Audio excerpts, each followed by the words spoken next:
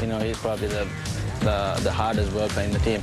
Given his stats, he scored, you know, 10,000 runs each in Test and ODIs, and you know, that's a great achievement. Currently ranked #1 Test batsman in the world by the ICC, Sangakkara's career is full of impressive statistics. He has a batting average just shy of 60 from his 128 tests. He's notched up 10 double centuries, second only to the great Don Bradman. He led his team to the World Cup final in 2011. And just this year, lifted the World 2020 trophy in Dhaka. This month on Talk Asia, we visit the mecca of cricket in Sri Lanka to meet one of the game's greats, to find out why his love of the sport trumped his career as a lawyer, and discover how his country's history moulded him as a player and a man. And I remember driving down the traffic in Colombo, and sometimes you stop at a red light and you're always thinking, you know, what if a bomb goes off now?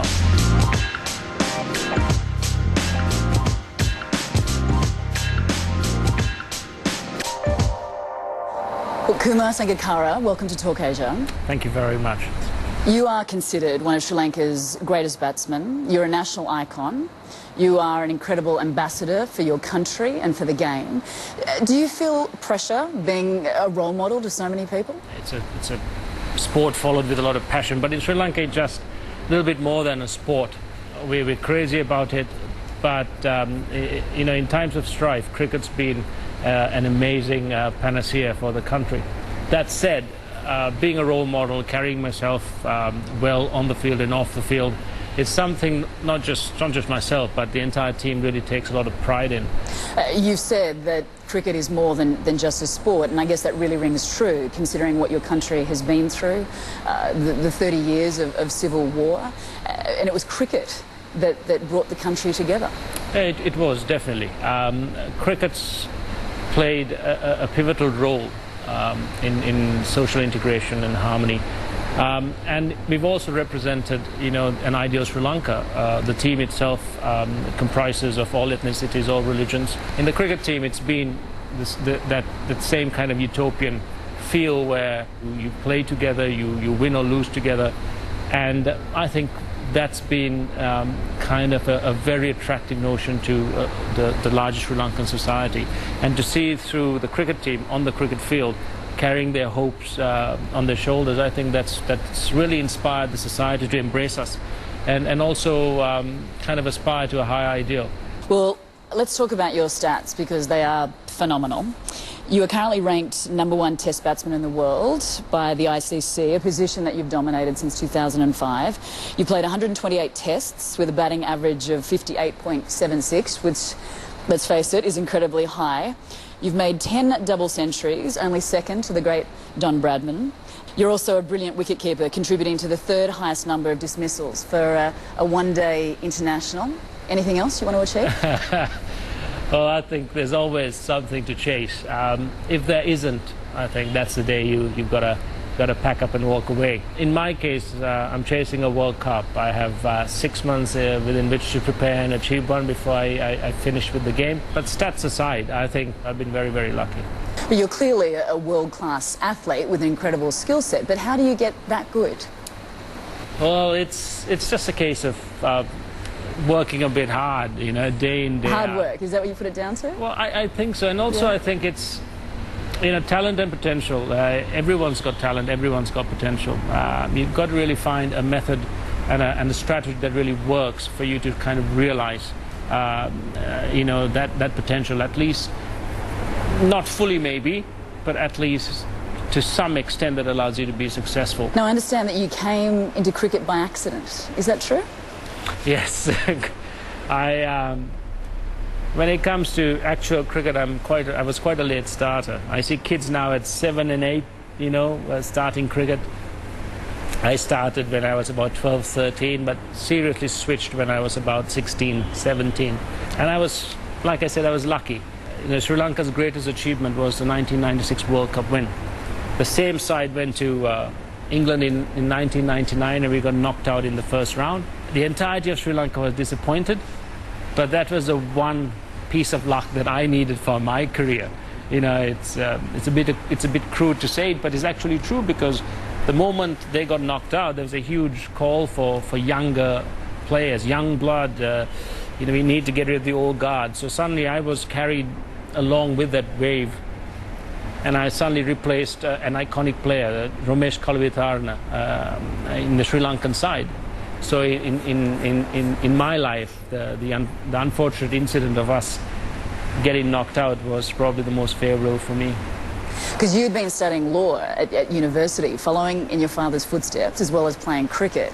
But it was Sri Lanka's 1996 Cricket World Cup victory that, I guess, cemented your decision that you wanted to play for your country.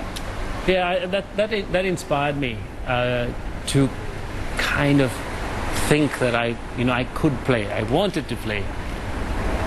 But then I really looked at myself as a player, and I knew that I was far below the expected standard. I wasn't even spoken of in the same breath. I came into my own when I was about 21, just before I broke into the national side. So studying law, all of these were options I had to take because I myself thought I wasn't good enough. And until I got into the national side, I really struggled to really believe that I was able to stand up to what was expected of me, or to be able to do what needed to be done as an international cricketer. You were heading to the stadium in Lahore when 12 gunmen opened fire on the bus that you were travelling in. I was hit in the shoulder, but there was I don't think I was thinking anything other than the fact that, just keep your head down and hopefully you won't get hit. And even if you do, like I said, hopefully not in the head. Space, where borders disappear and stars shine bright, where people unite and moments are shared.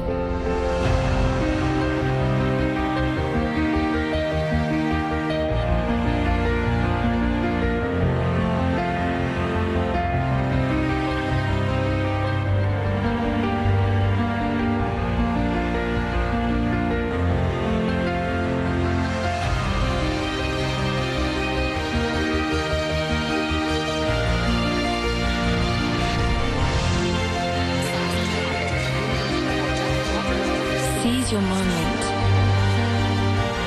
Seize your star.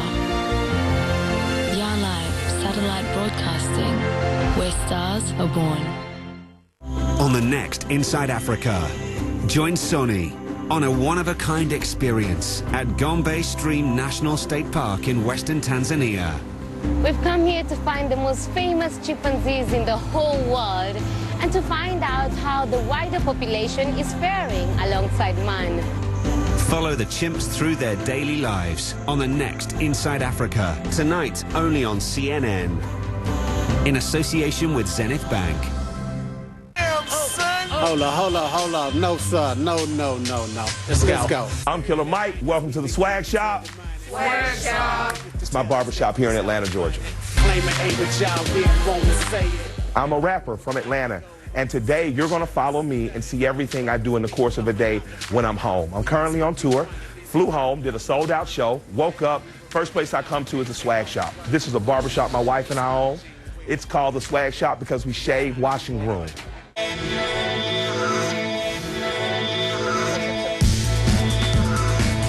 Connect the world with Becky Anderson, Sunday to Thursday on CNN.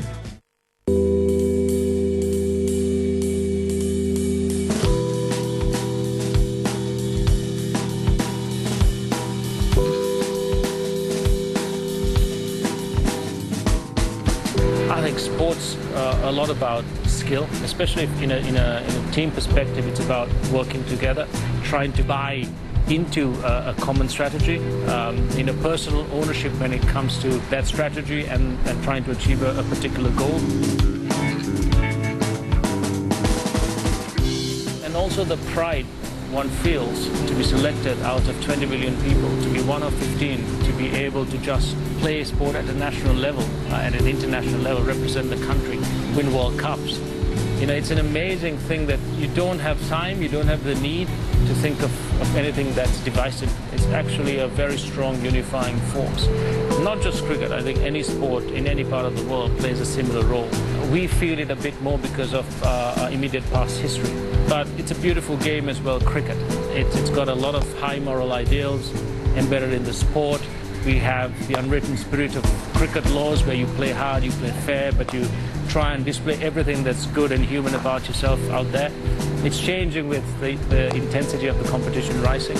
But I think all these attributes make cricket and the role of cricket in Sri Lanka very unique.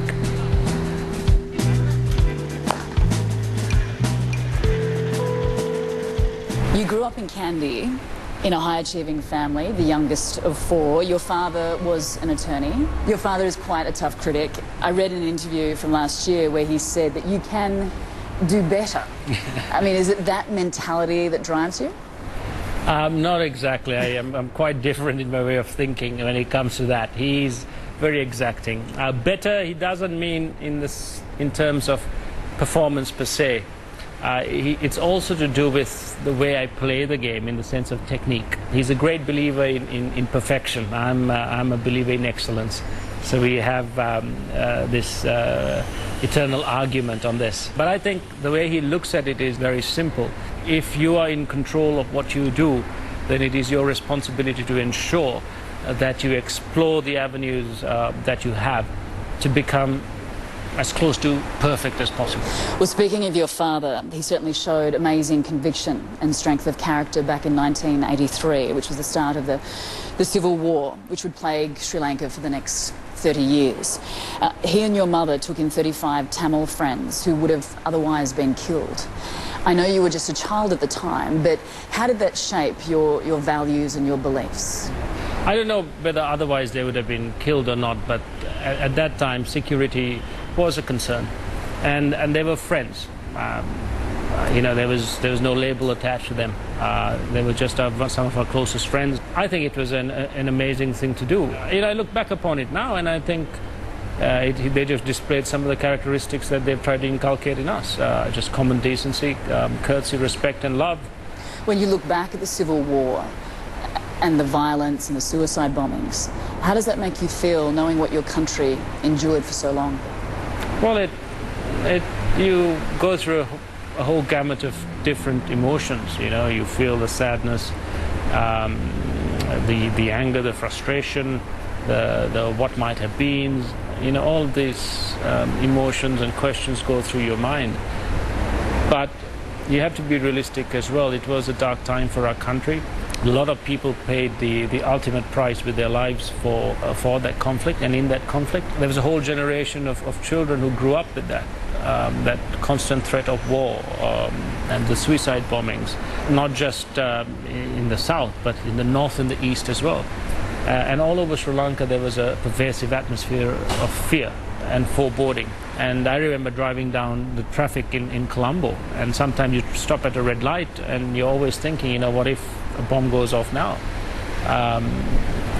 You know, it's strange, but you look at Sri Lanka now, I look at my children now, and to not have that fear, to send them to school, you know, knowing that, you know, there is very little threat, and I'm very, very thankful and grateful for that. There's a lot to do in terms of work to raise Sri Lanka up to where we want Sri Lanka to be, but I think there's an immensely strong foundation now set, and hopefully lessons learned. Well, 3rd of March 2009, you and your team are in Pakistan on a tour after India and Australia had decided not to go due to security concerns. You were heading to the stadium in Lahore when 12 gunmen opened fire on the bus that you were travelling in. Talk us through that terrifying experience. When we were in that situation, we had no time to really be scared. We were heading into, I think, the 3rd day of the test match. I remember one of our fast bowlers making the comment, "Oh, I hope something happens so we can just go home." And not even 20 seconds later, we hear gunshots, and we are asked to just hit the deck, which we did. And there's nothing else you can do, really. You're not in control of anything else. You're not driving the bus, you're not part of the security convoy. Unfortunately, there's 6 security personnel in front in one of our covered jeeps, I think, were wiped out in about 10 seconds. A couple of the other outriders on bikes were also killed. And then we were just at a standstill, being shot at. What was going through your mind? Because you were hit. You were one of 6 players who was hit. I was hit in the shoulder. And another teammate, Tilan Samaraveer, was next to me, was seriously injured when a bullet went through the back of his thigh and all the way up to his knee. But there was I don't think I was thinking anything other than the fact that, just keep your head down and hopefully you won't get hit. And even if you do, like I said, hopefully not in the head. But it's also humbling that people really felt for us. I met an army personnel manning a roadblock after I came back, and he stopped my vehicle. And it's such a dangerous job, because if they stop the correct vehicle carrying explosives, that's the end of not just his job but his life. So he stopped me, and then he recognized me and he said, "Oh, I'm so sorry. How are you?" And I said, "I'm fine." He said, "We were so upset when you got shot and then the team was being attacked." And I said, "But you go through that every day." And he looked at me and said, "Yes, but you guys are heroes." And I'm thinking, I felt so touched and so moved that he's a real hero, putting his life on the line every day in the service of his country. And then he looks at us and he feels so much empathy and compassion towards us. I think that was really made me feel very, very happy that I was Sri Lankan living in this country. Coming up, Sangakkara lets us in on whether retirement is really on the cards. So that's a yes? We've got the scoop?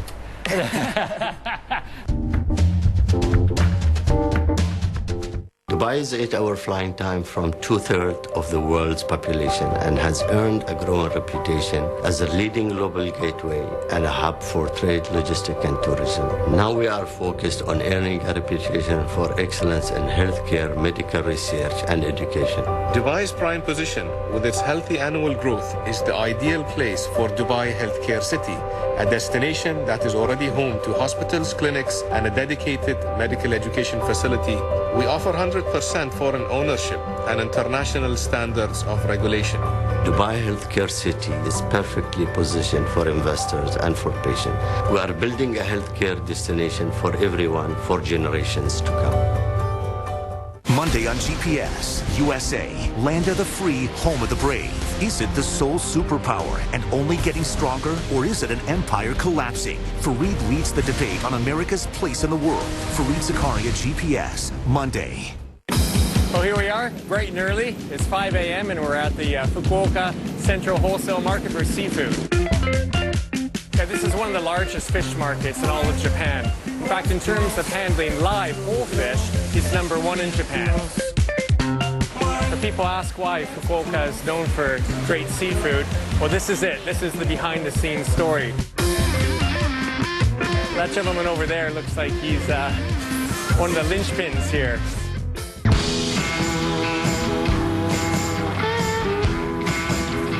Hey, I'm Kevin Gillespie. I'm the chef and owner of Gun Show in Atlanta, Georgia, and we are here at Serenbe, which is my home. So if you're ready, I'm going to show you around.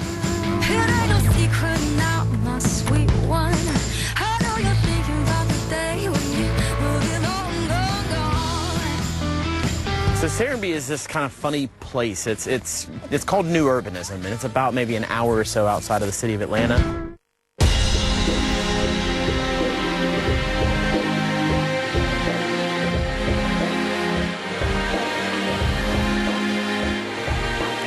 After 1996, the Cricket Board has been controlled and administered by a handful of well-meaning individuals, either personally or by proxy, rotated in and out depending on appointment or election.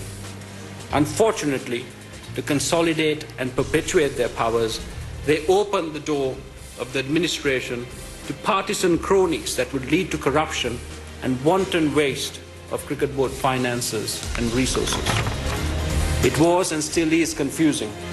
You were invited to give the Cowdrey Lecture at Lord's, and you spoke with such eloquence and passion and pride and authority. But you did rock the boat. Was that your intention? No, my intention was not to rock the boat, but my intention was, that was part of my story. And it was not a huge secret. It was about 4 lines out of a talk that lasted about 57 minutes. And it was also very constructive, the 4 lines that I spoke about. And I don't think anyone had to get upset. And the fact is that the large majority did not get upset or didn't view it negatively at all. My story was about Sri Lankan cricket, and not just about playing the game, but what makes us Sri Lankan and how we play the game in a Sri Lankan manner. And how much pride I take in the fact that I am Sri Lankan, that I'm part of this wonderful sport in this wonderful country, being able to do what I love every day and bring so much joy to so many people. Well, it certainly was a brilliant speech, if I say so. Thank you. But in those 4 lines where you probably did ruffle some feathers, you spoke about corruption and greed within the Sri Lankan Cricket Board. Were there repercussions for you? No, there weren't repercussions that affected me personally at all. I think there were discussions had with me, and I was able to answer every single question very, very directly and very truthfully. And I think once they saw the fact that in the larger context of my speech, even those 4 lines were actually constructive, I think they all understood that it was nothing to be worried about. Now, you made the Cricket World Cup final in 2007 against Australia and lost. 2009, I'll rub that in. 2009, you became captain and led your country to the World Cup final against India. Again, you lost. To come so close to victory and fail twice, was that crushing? Well, I think I'll actually say 4 times, because 2007 was the 50-over World Cup final. 2009 we got to the T20 World Cup finals.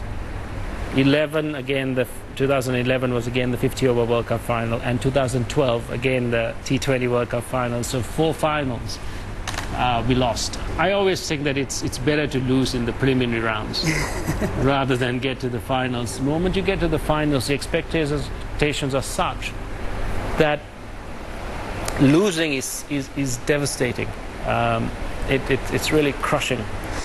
Kumar, why did you resign from the captaincy after the World Cup in 2011? When I took over the assignment in 2009, when the former captain Mahela Jayawardena resigned, I knew for a fact that mine was a 2-year term. The 2011 World Cup was my goal, and once that was over, I was pretty much set. 6 months before the World Cup, I had already informed the selectors of my decision to step down. At the same time, you know, I had issues with the fact of the way I was able to lead my team and to be able to have a certain sense of independence to do what I thought was right. So I didn't want to end up being frustrated as the captain of the side, because I don't think that's a healthy place to be. And I think there were also other suitable candidates for that particular job. Word is that you will retire from the game after the World Cup, which will be hosted by Australia and New Zealand next year. Is this true? Yeah, I've been contemplating it. I've retired from T20 cricket. I'm playing 2 formats of the game. I think my one-day career is definitely done after the World Cup. And even if I extend my career a year onwards from here, I only play another 7 to 9 test matches. So I've really got to sit down with the selectors, especially with Sanajay Surya, and really discuss whether that's a worthwhile thing for the team. So I think that's a tough ask. So maybe with the consent of the selectors, it might be the World Cup and nothing beyond. So that's a yes? We've got the scoop? I wouldn't say you have the scoop, but I will tell you that it is something that I'm seriously thinking of.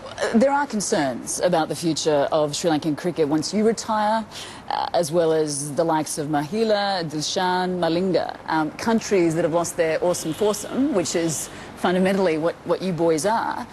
They have to go back to the building blocks and start over again. Is that a concern for Sri Lanka? No, that's just a reality of playing sport. That's it. Every once in a while you get players who kind of dominate, and you get, in Sri Lanka we've had players year after year doing this. So I don't think we are anything special. We've done our job pretty well for the country, and now it's a turn of other people to take their responsibility up. And looking at the bench strength we have, they're more than capable of not just matching us, but I think some of these guys will do much better than we've done. You mentioned the World Cup next year and what that would mean to Sri Lanka and to you. Well, Do you think it's possible? Yeah, it's possible, definitely. Will we be ready for it? Yes, we will be. I hate being the soothsayer, you know, trying to tell you what will happen in that World Cup, but we're going to give it our best shot, without a doubt. We have the variety in our makeup to really compete. We've just got to ensure that we're up to it every single game we play. Let's wait and see. It'll be huge. Well, we certainly wish you the very best of luck. Kumar Sangakkara, an absolute pleasure to meet you. Likewise. Thank you very much. Thank you. Sangha is a classy player, not only classy, he was very educated. I love Sangakkara!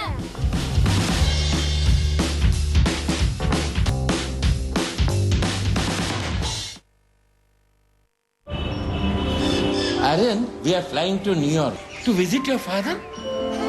With a German airline. You know Germans? No. They are a bit different, always serious. And their food. Namaste. Grandpa, we are in the wrong plane. No. Everything is fine. Non-stop you. Lufthansa. Will you continue to support